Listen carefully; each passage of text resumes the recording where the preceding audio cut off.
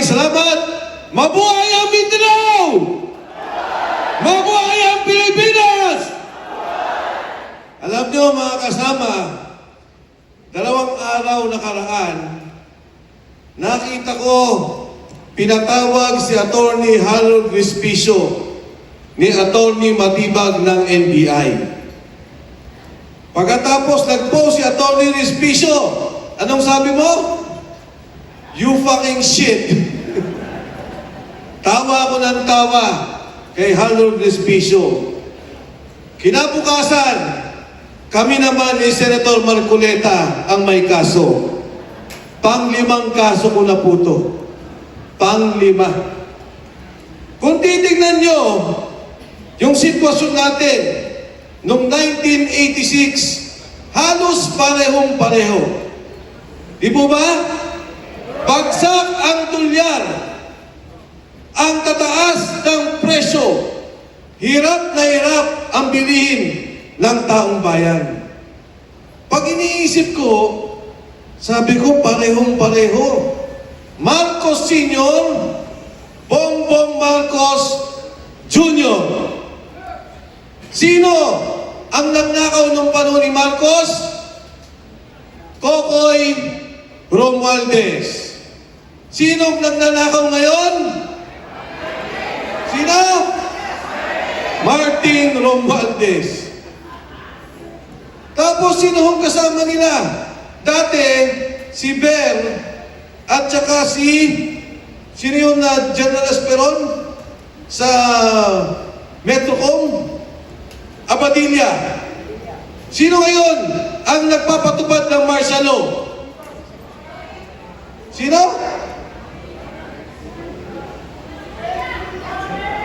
NBI. Sino nagpakulong kay Pangulong Duterte, yung gumawa sa ICC? Trillanes. Si Trillanes at si Matibag. At kung titingnan ninyo, nung panahon noon, pinatay nila si Ninoy Aquino. Ngayon, ikinulong nila, dinala sa ibang bansa si Pangulong Duterte. Noon, may Cory Aquino. Ngayon, may Sara Duterte. At si Mayor Baste, noon, may Chris Aquino. Ngayon, may Baste Duterte. Alam niyo mga kasama, etong nangyayaring korupsyon, grabe talaga. Nagsama kami, andyan si Jules Peron, Alcusi, nakasama ko yan sa kabinete. Hindi ganito. Dati, bibigyan ka 70 million. Sasabihin sa iyo, 40 million local projects. 30 million para doon sa mga ayuda. Ilagay mo sa ospital, ilagay mo sa DSWD. Alam niyo ho, magkano ngayon ang pondo ng bawat congressman? 2 bilyon kada distrito. 2 billion pesos. Yan yung Cabral files ni Lian Libiste. Hanggang ngayon, sa 2026, ganun pa rin ang ginawa nila. Kaya nga po, napasama ako dito, nung unang lumapit sa akin si Sergeant Gutesa, ang sabi sa akin ng kaibigan kong tagapamantasan ng Pilipinas, pakinggan mo, ipakilala mo kay Senator Marcoleta. Nung aking kong pakinggan si Sergeant Gutesa, ang sabi niya, Sir, nagbibilang kami ng pera sa bahay ni Saldico sa Valle Verde. Ang pagbilang namin ng pera, hindi na counting machine, kilo-kilo na. Dahil ang 1 milyon ay 1 kilo. Sa kanya ko nahulaman. At ang isang maleta, ang kayang ilaman, 48 million pesos. Binibilang kilo-kilo ni Mark Texay at ni Paul Estrada, dumadating ang pera, dinideliver nila sa bahay ni Saldico sa Horizon. Matapos mag-deliver, ibababa nila yung pera, dadalhin sa Aguado, sa Malacanang, at sa McKinley, sa Forbes Park. Ang sabi na sa akin, Sir, isang delivery, nakita ko, at sinabi naman na niya, si Congressman Eric Yap, nag-deliver 2.3 billion isang delivery. Nagulat ako. Sabi niya, maniwala kay Sir, pati ang media, nakita ko ang bigayan. Ang Department of Health, nagalit sila dahil may kontratang ayaw pagbigyan. Sabi nila, zero budget. Pero nung matapos umuo, yung Secretary of Health, binigyan ulit nila ng pondo. Hindi po ako makapaniwala sa sinasabi ni Sergeant Gutesa. Gulat na gulat ako. Bagkus ganun, pumunta kami kay Senator Marcoleta. Hindi ko makasama si Gutesa. Ang sabi ko kay Marcoleta, Senador, pakinggan mo to. Sabi niya, kilala mo ba yan? Sabi ko, kilala ko yung nagpakilala. Pero sigurado ko, hindi nagsisinungaling to. Nagkita po kami sa isang restaurant. Pinaliwanag ni Gutesa. At sinabi pa ni Gutesa ng panahon yun, nadidinig ko, nung hinuhuli po si Pangulong Duterte, nandun ang NBI, nandun ang mga ahensya ng gobyerno sa Midas Hotel ni Saldico, hinihintay naming arestuhin si Pangulong Duterte. Alam niyo mga kasama, ang sabi ni Senator Marcoleta, Sergeant Gutesa, parang awa mo na, baka huling hearing na to. Pag hindi ka magsalita, hindi malalaman ng taong bayan kung anong nangyari sa pondo ng ating bansa. At doon po sa aming pag-uusap, tinanong siya, bakit ka lumabas, Sergeant Gutesa? Sabi niya, Sir, kami po sundalo, sumusunod lang, nagdadala ng pera. Nung nakita po namin yung flood control scandal, ng bilyon-bilyon ang ninakaw, at yung aking kamag-anakan at kamag-anak ng aking mga kasama, nasira bahay, nawala negosyo dahil sa baha, nagdesisyon ako lumabas para na lang po sa kinabukasan ng aking mga anak.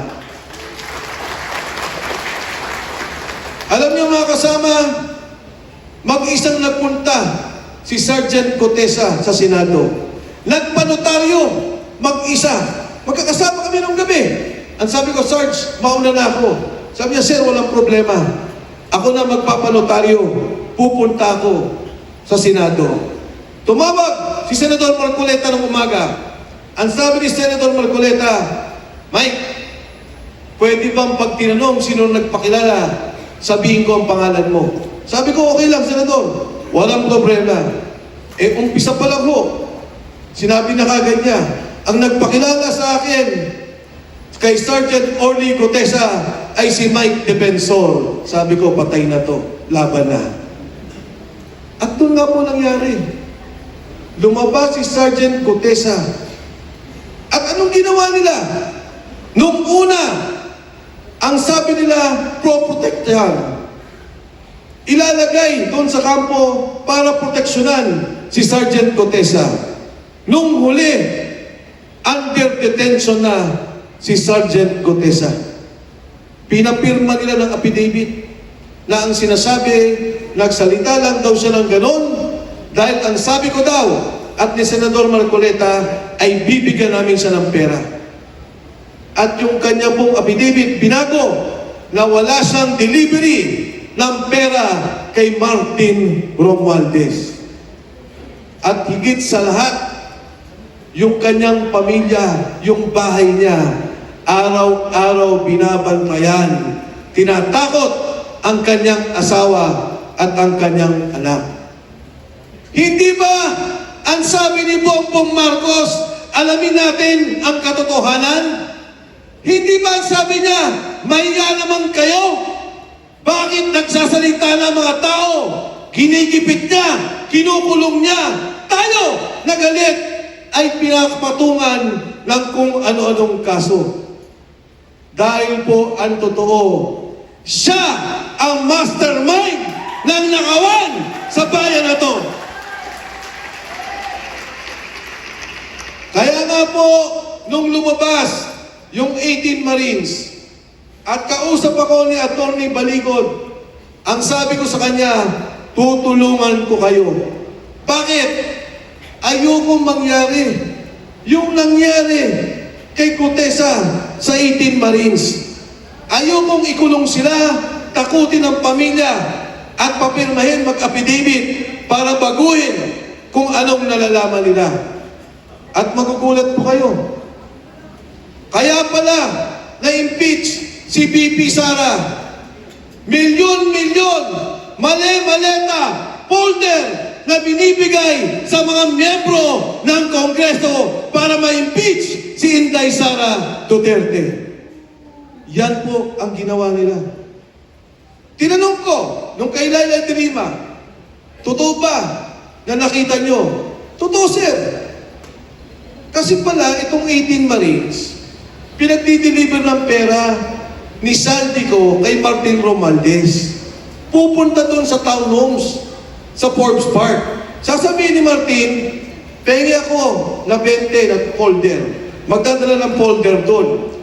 Nakita nila pumasok si Laila de Lima. Nakita nila pumapasok yung mga kasamahan sa Kongreso.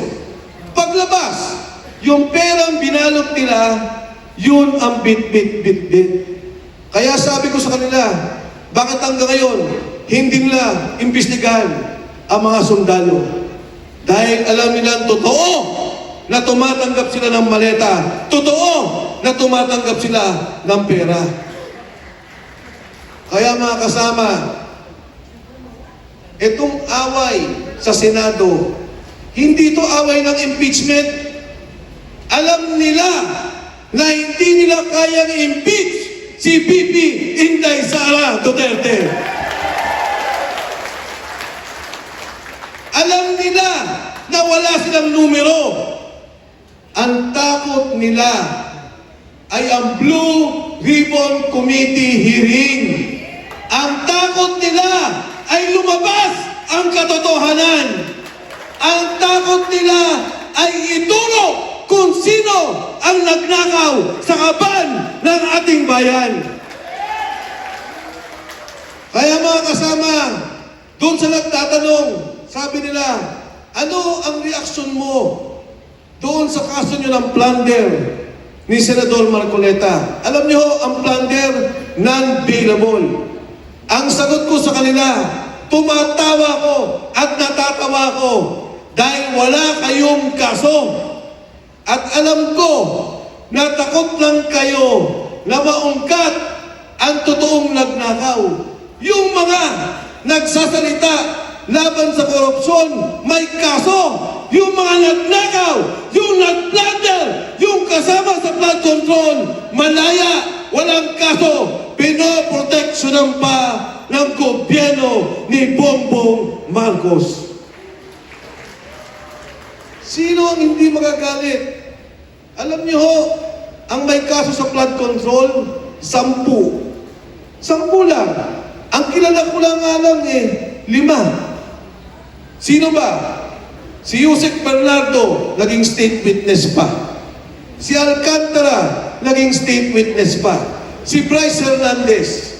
Ang kilala ko lang sa senador, pinayla nila, Senador Joel Villanueva, Senator Jinggoy Estrada, Senator Chis Escudero, puro kalaban nila. Sino ba ang naalala nyo? Wala na. Sino ba? Si Bong Revilla. Kinasuhan nila. Doon sa kasong yun, 4. Si Bong Revilla, Alcantara, Bernardo, Bryce Hernandez. Yung 3, sweet witness, si Revilla, nakakulong. 4 lang ang kasama doon. Si Revilla pa ang nakulong. Ngayon nung nakita kami ni Senator Bato, bago siya pumunta ng Senado, pinagtatawanan siya. Ang sabi sa kanya, gumagawa siya ng kwento, takot siya. Nakita niyo nangyari. Hinapol talaga siya. Huhuliin siya. Sino may dala ng warrant? Gobyerno ba? Trillanes!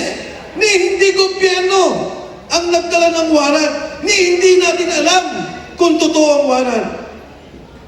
Nung makita ko si Senator Bato, ang sabi ko kaagad, Senador, ang bilis mo palang tumakbo. Sabi niya, Mike, ensayado ko. 6 months. Pero sabi ko, Senador, grabe pala. Ikukulong ka talaga nila. Kasama si Senator Bongo sa ICC. At malamang, ipilit nilang isama si BP Inday Sara Duterte. Bakit? Dahil takot sila na may kalaban. Dahil takot sila sa 2028, alam nila, hindi maihinto, hindi mapipigilan si Inday Sara Duterte na susunod na Pangulo ng Republika ng Pilipinas.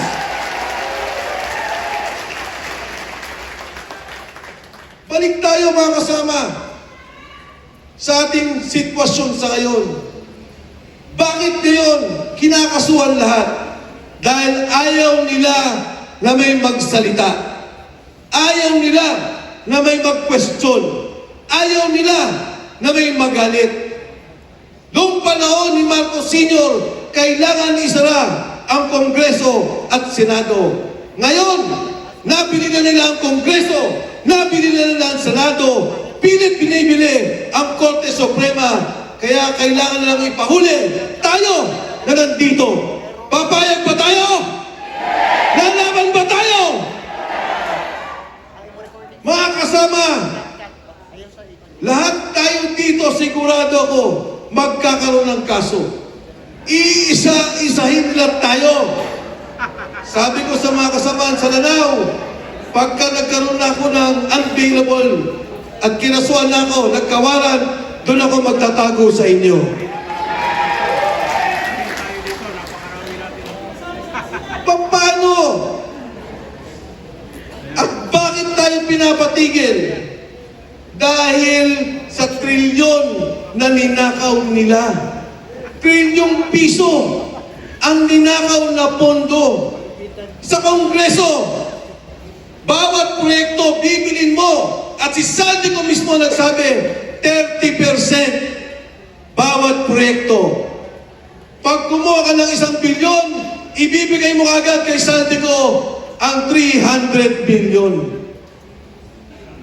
Kaya po nangyari, ang sabi ni Saldico, yung 100 billion ni BBM, hindi lamang 2025, 2022, 2023, 2024, 100 billion. Bukod pa sa delivery ng pera.